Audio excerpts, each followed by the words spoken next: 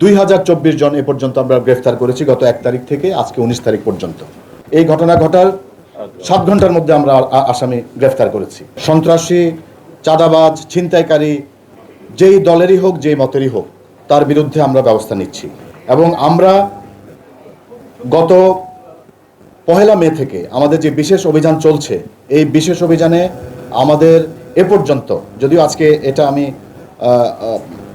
মানে বলার জন্য প্রস্তুত ছিলাম না, কিন্তু যেহেতু প্রশ্নটা আসছে, পরিসংখ্যান আমার কাছে আছে, আমরা এ পর্যন্ত 206 জন তালিকাভুক্ত চাঁদাবাজকে গ্রেফতার করেছি এবং তালিকার বাইরে আমরা 401 জনকে গ্রেফতার করেছি।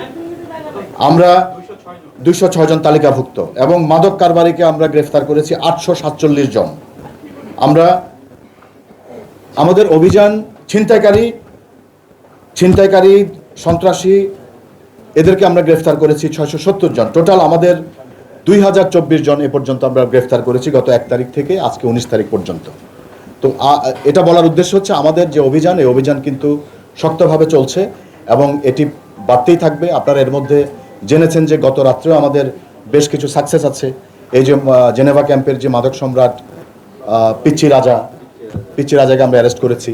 তো আমাদের এই সাকসেসগুলো আমরা আপনাদের মাধ্যমে, বাবুর্চি ইমনকে আমরা গ্রেফতার করেছি কক্সবাজার থেকে।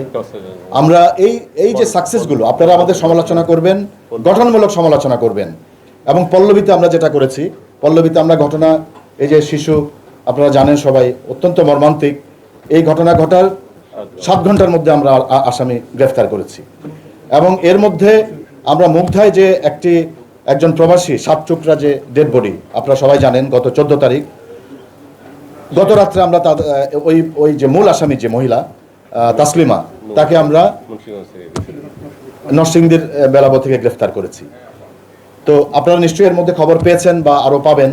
আমরা সার্বক্ষণিকভাবে আপনাদেরকে আমাদের তথ্য দিচ্ছি।